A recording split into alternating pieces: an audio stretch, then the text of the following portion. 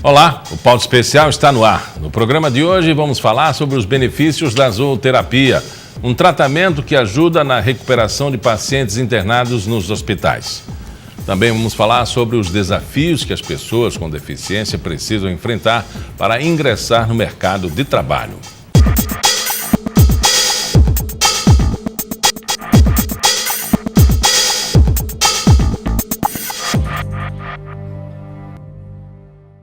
A zooterapia é o uso de animais de estimação como parte do tratamento de vários problemas de saúde, inclusive em pacientes internados em hospitais.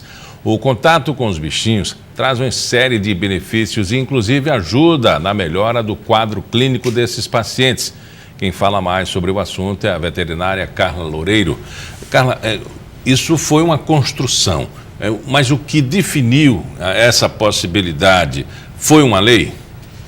Existe hoje alguns estudos relacionados ao tema e cada vez mais a gente observa que está se comprovando a efetividade do tratamento, tanto com relação ao número de dias que as pessoas ficam internadas nos hospitais, como também a recuperação mais rápida em algumas patologias ou algumas deficiências que algumas pessoas, crianças principalmente, têm e têm contato com os animais. Então, hoje, já existe no Brasil, apesar de se observar, em alguns outros países fora do Brasil, já essa autorização, para o uso de animais a acesso aos hospitais, em outros países fora do Brasil. Aqui no Brasil, o Estado que iniciou esse processo como forma de lei foi o Estado de São Paulo. Então, lá já é possível que, hospitais públicos, já é possível que os animais adentrem as instalações desses hospitais e, associado ao tratamento convencional, o médico, o contato com esses animais beneficie essas pessoas para que elas tenham alta mais rápido, elas tenham a ligação delas também com o ambiente familiar. Então, tem algumas recomendações que são feitas, para que esse animal possa adentrar a esse ambiente hospitalar. E aqui em Maceió, nós temos um projeto do SESMAC, que se chama Focinhos Terapeutas, que, em parceria com o Hospital Cleon, que atende especificamente pessoas com tratamento oncológico, ele já tem acesso a esses animais. Agora foi um período em construção, não é? Porque sim, existem algumas barreiras. O que impossibilitava, por exemplo, essa experiência em Alagoas, o que foi que aconteceu em São Paulo e por que os outros estados ainda não aderiram? É a questão dos entraves burocráticos e sanitários? Existe com certeza esses entraves e também a falta de informação, mas eu acredito que hoje em dia essas comprovações científicas que são embasadas por trabalhos que demonstram até que as pessoas, quando têm contato com esses animais, liberam alguns hormônios, como a ocitocina, que tem relação com o amor, com a afetividade, a endorfina, que dá a sensação de prazer e felicidade. Então, através dessas comprovações organicamente do ser humano e também com esse controle feito em parceria com o médico veterinário e essas instituições que levam os animais com controle de parasitas, animais que são higienizados, animais que passam por um processo de seleção para adentrar nos hospitais. Então, tudo isso somado faz com que a gente observe hoje em dia, que existe uma abertura maior para essa discussão e que só beneficia aquelas pessoas que estão internadas.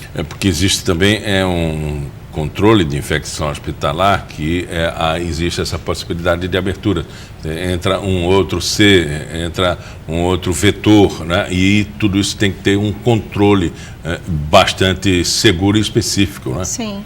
Então, geralmente, os hospitais, eles escolhem um local específico ou preparam uma sala, um ambiente para que haja esse encontro do paciente humano com o seu pet. Então, existe esse controle, precisa ter esse controle, porque a gente sabe que o animal, como a gente mesmo vai fazer algumas visitas em pessoas que estão internadas, a gente precisa passar, às vezes, por uma orientação quanto a vestimenta, sapato, Então, para esses animais adentrarem os hospitais, existe também esse preparo do ambiente hospitalar. Então, geralmente, é um ambiente preparado, onde o animal se direciona para esse local específico e as pessoas que estão internadas, né, dependendo de como esteja o estágio dela, ou vai de maca, ou vai andando mesmo com a ajuda de um profissional. Mas é muito importante salientar que tudo isso é feito por autorização, né? Então, é o departamento responsável pelo hospital, principalmente relacionado às doenças infecciosas, ele autoriza, né? Ele autoriza junto com o médico que acompanha o paciente. Então, existe uma conversa e essa solicitação da visita do PET no hospital, ela é solicitada pelo médico que acompanha o paciente que está internado. Então, através desse contato do médico com o paciente, ele vê a necessidade, né? A necessidade e como seria importante esse contato do PET com ele naquele ambiente hospitalar. E isso quando, Claude, por exemplo, de uma necessidade de uma pessoa internada ter essa relação com o animal, esse animal já era, vamos dizer assim, do convívio desse paciente. Sim. Pode ser um novo animal que entrou na família. Como é que é feito essa relação afetiva? Como é que se estabelece essa relação afetiva? Geralmente, esses animais que passam por esse processo de autorização para visita no hospital já são daqueles animais que fazem parte do convívio da pessoa que está internada. Então, existe esse laço afetivo, né, que a gente observa que traz muitos benefícios para as pessoas, e quando elas muitas vezes têm que sair de casa e ficar internado, elas sentem falta dessa afetividade, desse amor incondicional, né, que os animais passam para a gente. Então, o contato com o pelo, né, com a alegria, com a abanada de rabo, isso tudo faz liberar essas substâncias, esses hormônios que eu citei anteriormente. Então, isso facilita o processo de tratamento e até daquele ambiente hospitalar que muitas vezes é frio, né? Tem aqueles momentos específicos de visita. Então, essa pessoa tem aquele momento de casa, né? O PET que está em casa vai àquele ambiente e facilita o processo de tratamento e de alta, muitas vezes. O paciente, às vezes, não escolhe o animal que ele vai ter uma relação de afetividade, uma aproximação. Às vezes é um dálmata, às vezes é um siamês, às vezes é um passarinho, às vezes é uma cobra.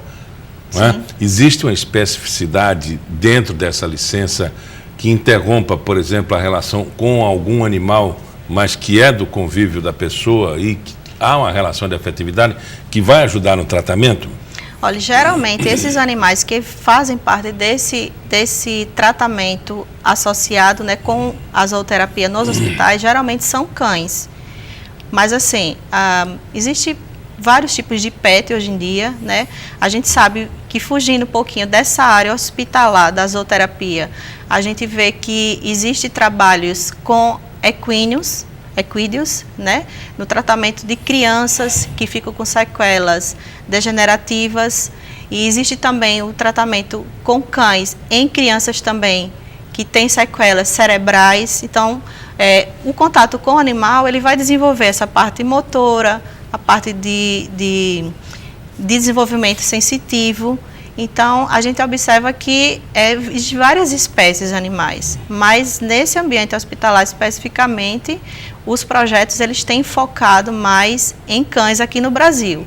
Agora, fora do Brasil, a gente já vê um acompanhamento de hospitais que têm já felinos, que fazem parte do ambiente hospitalar e até de casas de idosos, né, em algumas casas, e esses animais fazem com que haja uma relação de afetividade, às vezes facilita as pessoas também a ter uma socialização, né, trabalhar muitas vezes a solidão, né? Então, esse contato com os animais, ele só beneficia as pessoas. Tradicionalmente, o ser humano começou a trabalhar essa afetividade, ou se estabeleceu essa afetividade milenarmente, né? Cães, gatos, cavalos, até hoje em dia tem até cobras, né?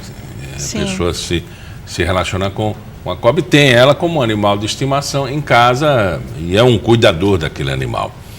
Agora, o desenvolvimento para essa relação dentro do hospital, ela obedece uma série de regras e convenções e, obviamente, o que mais se adaptou, talvez, tenha sido os cães e os gatos, né? Porque eles já têm essa relação muito afetiva, muito de casa. Agora, cada um com um comportamento diferente. O gato é mais de casa, o cachorro é mais afetivo com o cuidador.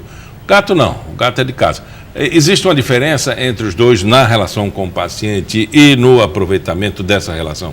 Na verdade, os felinos, eles são bem carinhosos e respondem até muitas vezes como cães, dependendo do tratamento, do convívio que essas pessoas têm com o pet, né? O que a gente observa assim, no ambiente hospitalar é que o cão, talvez, pelo contato que as pessoas tenham, o cão, ele pelo olhar, pela alegria, pelo contato, pela vontade de interagir com as pessoas, ele esteja mais nesse ambiente hospitalar. E importante ressaltar que o cão também, ele precisa passar por uma avaliação no seu estado emocional, né? Como os felinos também. Então, o cão, ele não pode ser aquele cão imperativo que pula nas pessoas. Então, o temperamento do cão para esse trabalho dentro dos hospitais é trabalhado e observado antes, para que se evite acidentes, né? Então, os felinos, a gente observa que talvez naquele paciente que esteja mais debilitado, que não possa se mover tanto, a gente observa mais a presença deles. Agora, aqueles pacientes que precisam de um trabalho motor, né, de troca de movimento, alguma coisa relacionada a isso no tratamento, o cão, ele seria mais indicado. Conversamos com Carla Loureiro, ela é veterinária. Muito obrigado pela entrevista. Eu que agradeço. Próximo bloco a gente fala sobre os desafios que as pessoas com deficiência precisam enfrentar para ingressar no mercado de trabalho. Até já.